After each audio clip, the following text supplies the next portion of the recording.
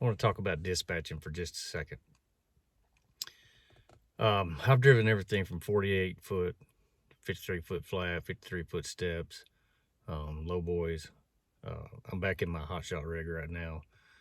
But when I first got started in this, I reached out and tried to find a dispatcher, and I found a dispatcher. I went with somebody that was cheap, and come to find out that that lady worked at a bank, and she was dispatching me off of some 123 load board or some kind of crap from under her desk on her phone. It was ridiculous. Those people are putting ads out on, these big fancy ads out, highest rate, highest pay, and, highest grossing lanes, and, reach out to me, and they got all these, this big fancy billboard that they post on Facebook. What I found out is what they want to do is they want to take, just say if I'm in, I don't know, let's just say Tennessee. And they find me a load, and they say, okay, I found you a great paying load or a great load. We're going to send you out to California. It pays whatever, $4,000. It's a lot of money, but it's crap rate per mile. You get a hot shot rig into California, you can't get back into the East. I mean, not well, for that matter, you get any rig out into California, it's difficult to come back east and have a decent paying load.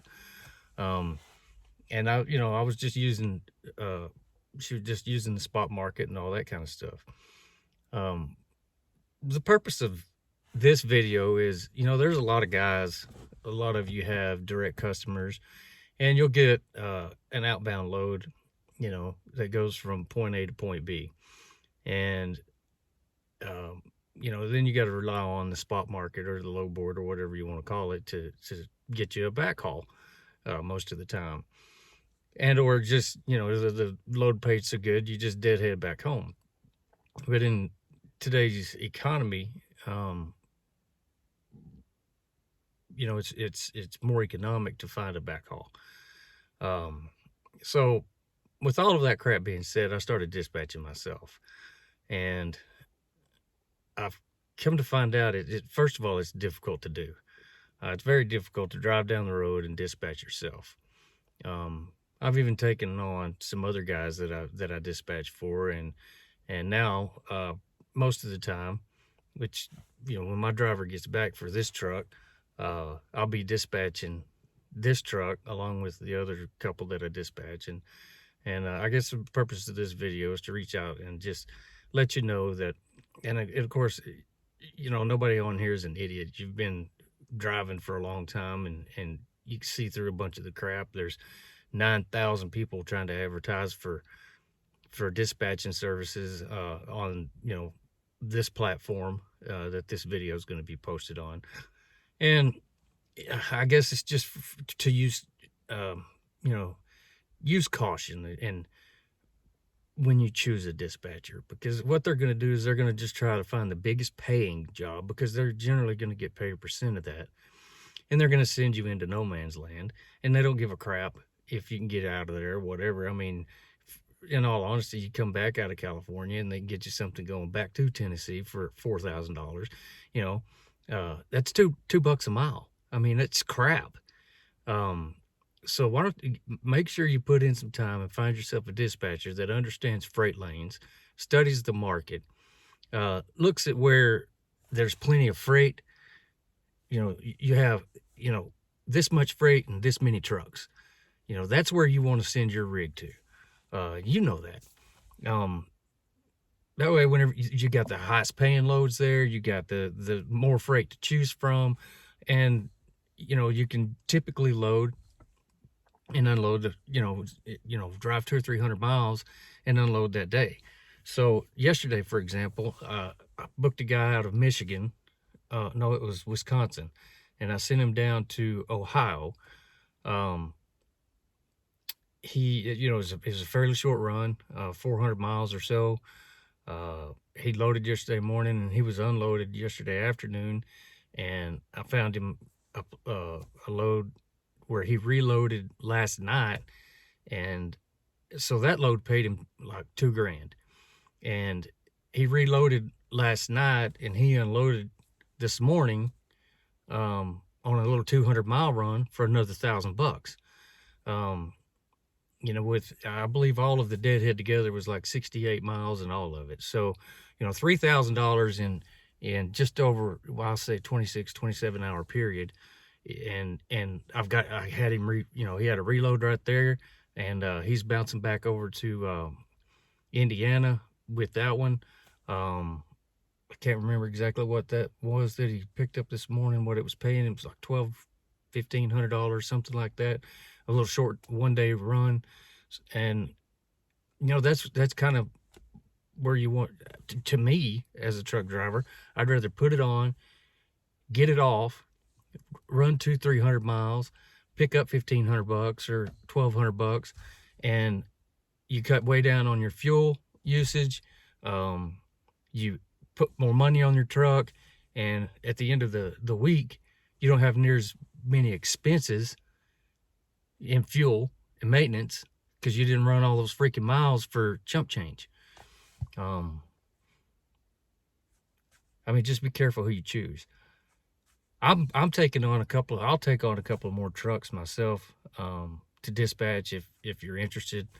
You can send me an email at fasttrack.logistics@yahoo.com. That's fasttrac.logistics@yahoo.com. And I'll be happy to help a couple more guys out, but just be careful, man. Every time I get on here, I see one after the other, these people that, hey, we're dispatching and we have the best freight lanes, top pay, top this, top that. Bullshit. It's just all glitz and glitter, and results talk. And like I said, I could dispatch your rig for you if you need me to. We'll just sign a little quick agreement, and also something we all need to know: in order for them to dispatch for you and negotiate rates on your behalf, you have to have a limited power of attorney in place for those people to do that stuff on your business's behalf. A lot of these, fly-by-nights, they don't do any of that crap. To do it legally, that's and not getting any freaking trouble or any of that kind of mess, you got to have the right paperwork. You got to have a contract in place. A contract that says, hey, this is what I'm going to do for you, and I can't do this or whatever. You got to have a little contract in place that says, these are my duties, and this is what I'm going to do for you, and this is what I'm going to charge you. And, it's simple business. If you hire anybody, you have just like a rate con, you have a little contract in place with a limited power of attorney so that person can legally, do business on your behalf, using your MC number and all that kind of stuff to book your stuff. That way you get paid. And that's another thing. You get paid for that. Don't let them have access to, don't let your factoring company pay them and then you get paid and then you pay your dispatcher. That's the way it should be. I've had people try to get into that for me. Now, whenever I dispatch loads, I do factor guys' loads for them. I'll file the paperwork and turn it into the factoring company, but the factoring company does not pay me.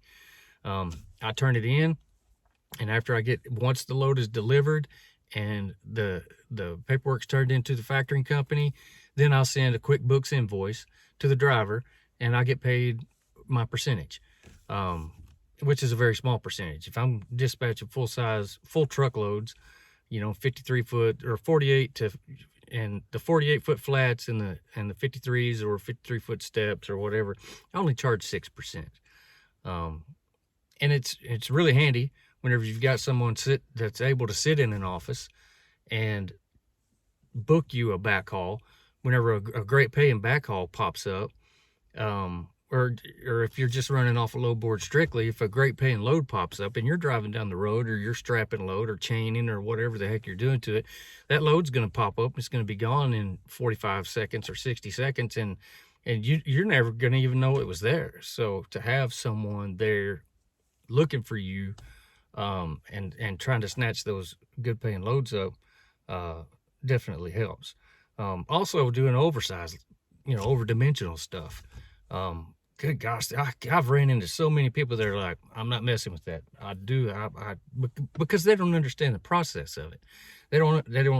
It's something new to them that they've never done before, and they're scared of it. I've got a lot of experience both hauling oversized or over dimensional, and filing for all the permits. So if you're someone that likes to do that, or if you want to get into doing that, man, I'm not afraid to book it. The only thing that I don't do, or because I don't have experience with it, and I'm not going to lie to you, is I don't book things that require escorts, just simply because I haven't experienced it myself, and I don't think I need to dispatch someone or go watch a YouTube video and try to learn how to book escorts. And because, man, you end up costing a driver a shitload of money, just doing things that you don't know anything about.